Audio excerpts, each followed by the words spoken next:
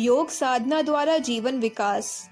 योग का नाम सुनते ही कितने ही लोग चौंक उठते हैं। उनकी निगाह में यह एक ऐसी चीज है जिसे लंबी जटा वाला और मृग चर्मधारी साधु जंगलों या गुफाओं में किया करते हैं।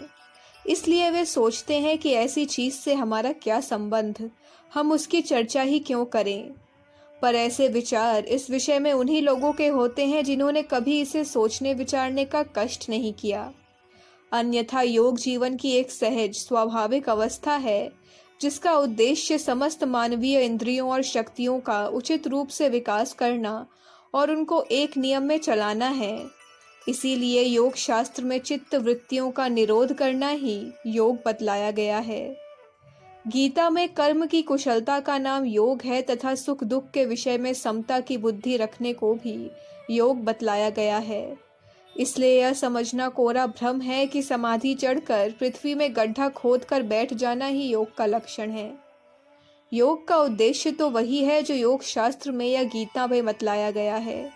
हाँ, इस उद्देश्य को पूरा करने की विधियां अनेक हैं। उनमें से जिसको जो अपनी प्रकृति और रुचि के अनुकूल जान पड़े वह उसी को अपना सकता है। नीचे हम एक योग विद्या के ज्ञाता के लेख से कुछ ऐसे योगों का वर्णन करते हैं जिनका अभ्यास घर में रहते हुए और सब कामों को पूर्ववत करते हुए अप्रत्यक्ष रीति से ही किया जा सकता है। कैवल्य योग। कैवल्य स्थिति को योग शास्त्र में सबसे बड़ा माना गया है। दूसरों का आश्रय छोड़कर पूर्ण रूप से अपने ही आधार पर रहना और प्रत्येक विषय में अपनी शक्ति का अनुभव करना इसका ध्येय है। साधारण स्थिति में मनुष्य अपने सभी सुखों के लिए दूसरों पर निर्भर रहता है। यह एक प्रकार की पराधीनता है और पराधीनता में दुख होना आवश्यक है। इसलिए योगी सब दृष्टियों से पूर्ण स्वतंत्र होने की चेष्टा करते हैं।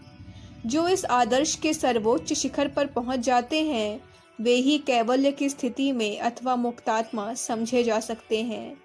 पर कुछ अंशों में इसका अभ्यास सब कोई कर सकते हैं और उसके अनुसार स्वाधीनता का सुख भी भोग सकते हैं। सुषुप्ति योग। निद्रा अवस्था में भी मनुष्य एक प्रकार की समाधि का अनुभव कर सकता है। जिस समय निद्रा आने लगती है उस समय यदि पाठक अनुभव करने लगेंगे तो 1 वर्ष के अभ्यास में उनको आत्मा के अस्तित्व का ज्ञान हो जाएगा। सोते समय जैसा विचार करके सोया जाएगा उसका शरीर और मन पर प्रभाव अवश्य पड़ेगा। जिस व्यक्ति को कोई बीमारी रहती है वह यदि सोने के समय पूर्ण आरोग्य का विचार मन में लाएगा और मैं बीमार नहीं हूँ ऐसे श्रेष्ठ संकल्प के साथ सोएगा तो आगामी दिन से बीमारी दूर होने का अनुभव होने लगेगा। सुषुप्ति योग की एक विधि यह भी है कि निद्रा आने के समय जिसको जागृति और निद्रा संधि का समय कहा जाता है किसी उत्तम मंत्र का जप अर्थ का ध्यान रखते हुए करना और वैसा करते ही सो जाना। तो जब आप जगेंगे तो वह मंत्र आपको अपने मन में उसी प्रकार खड़ा मिलेगा। जब ऐसा होने लगे तब आप यह समझ लीजिए कि आप रात भर जप करते रहें। यह जप बिस्तरे पर सोते सोते ही करना चाहिए और उस समय अन्य किसी बात को ध्यान मन में नहीं लाना चाहिए। स्वप्न योग। स्वप्न मनुष्य को सदा ही आया करते हैं। उनमें से कुछ अच्छे होते हैं और कुछ खराब। इसका कारण हमारे शुभ और अशुभ विचार ही होते हैं। इसलिए आप सदैव श्रेष्ठ विचार और कार्य करके तथा सोते समय वैसा ही ध्यान करके उत्तम स्वप्न देख सकते हैं। इसके लिए जैसा आपका उद्देश्य हो वैसा ही विचार भी कर सकते हैं। उदाहरण के लिए यदि आपकी इच्छा ब्रह्मचर्य पालन की हो तो भीष्म पितामह का ध्यान कीजिए। दृढ़ व्रत और सत्य प्रेम होना हो तो श्री रामचंद्र की कल्पना कीजिए। बलवान बनने का ध्येय हो तो भीमसेन का अथवा हनुमान जी का स्मरण कीजिए। आप सोते समय जिसकी कल्पना और ध्यान करेंगे स्वप्न में आपको उसी विषय का अनुभव होता रहेगा। बुद्धि योग। तर्क वितर्क से परे और श्रद्धा भक्ति से युक्त निश्चयात्मक ज्ञान धारक शक्ति का नाम ही बुद्धि है। ऐसी ही बुद्धि की साधना से योग की विलक्षण सिद्धियां प्राप्त होती हैं। यद्यपि अपने को आस्तिक मानने से आप परमेश्वर पर भरोसा रखते हैं पर तर्क युक्त बात ऐसे योग में काम नहीं देती। अपना अस्तित्व आप जिस प्रकार बिना किसी प्रमाण के मानते हैं इसी प्रकार बिना किसी प्रमाण का ख्याल किए सर्वमंगलमय परमात्मा पर पूरा विश्वास रखने का प्रयत्न और अभ्यास करना चाहिए। जो लोग बुद्धि योग में सफलता प्राप्त करना चाहते हैं, उनको ऐसे ही तर्क रहित श्रद्धा उत्पन्न करनी चाहिए, तभी आपको परमात्मा विषयक सच्चा आनंद प्राप्त हो सकेगा। चित्त योग। चिंतन करने वाली शक्ति को चित्त कहते हैं। योग साधना में जो आपका अभीष्ट है उसकी चिंता सदैव करते रहिए, अथवा अभ्यास करने के लिए प्रतिमास कोई अच्छा विचार चुन लीजिए, जैसे मैं आत्मा हूँ और मैं शरीर से भिन्न हूँ। इसका सदा ध्यान अथवा चिंतन करने से आपको धीरे धीरे अपनी आत्मा और शरीर का भिन्नत्व स्पष्ट प्रतीत होने लगेगा। इस प्रकार अच्छे कल्याणकारी विषयों का चिंतन करने से बुरे विचारों का आना सर्वथा बंद हो जाएगा और आपको अपना जीवन आनंदपूर्ण जान पड़ने लगेगा। इच्छा योग। जिससे मनुष्य किसी बात की प्राप्ति अथवा निवृत्ति की इच्छा करता है, उसको इच्छा शक्ति कहते हैं। मनोविज्ञान की दृष्टि से इच्छा शक्ति का प्रभाव अपार है, जिसके द्वारा सब तरह का महान कार्य सिद्ध किया जा सकता है। बुराई से बचने का मुख्य साधन इच्छा शक्ति है। आप अपनी प्रबल इच्छा शक्ति द्वारा रोगों के आक्रमण को रोक सकते हैं। मानसिक प्रेरणा देने से बड़ी बड़ी बीमारियां दूर हो सकती हैं। चरित्र संबंधी सब दोषों को भी इच्छा शक्ति द्वारा दूर किया जा सकता है और उत्तम आचरण ग्रहण किए जा सकते हैं। यह शक्ति प्रत्येक में होती है, प्रश्न केवल उसे बुराई की तरफ से भलाई की तरफ प्रेरित करने का है।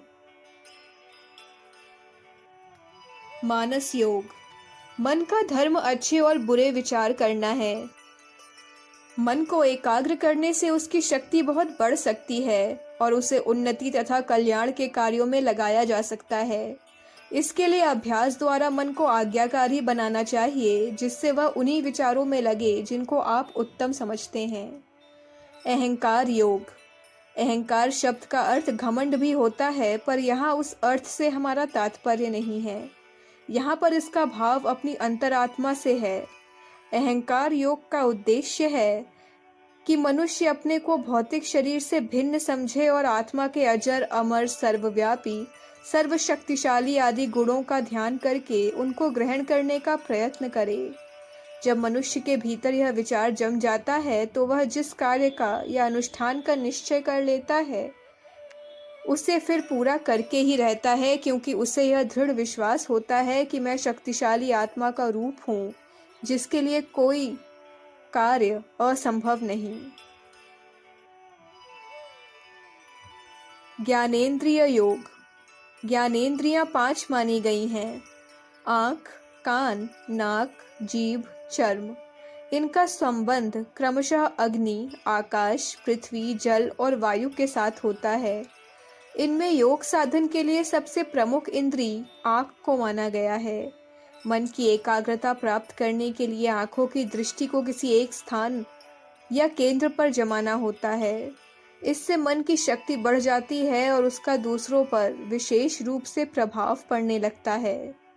इसके द्वारा फिर अन्य इंद्रियों पर भी कल्याणकारी प्रभाव पड़ने लगता है। कर्मेंद्रिय योग। कर्मेंद्रियां 5 हैं: वाणी, हाथ, पांव, गुदा और शिश्न। इससे सबसे अधिक उपयोग वाणी का ही होता है और वह मानव जीवन के विकास का सबसे बड़ा साधन है।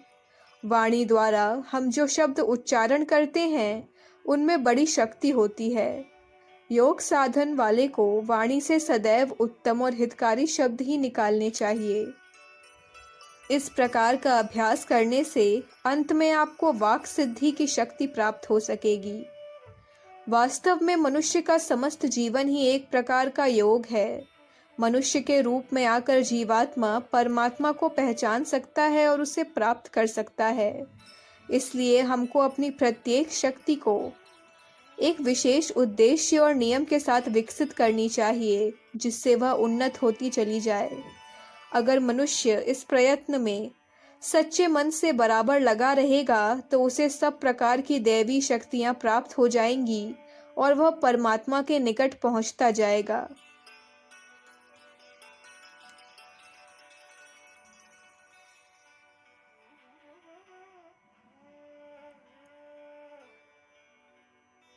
अखंड ज्योति दिसंबर 1959, पृष्ठ संख्या 6, 7, 8।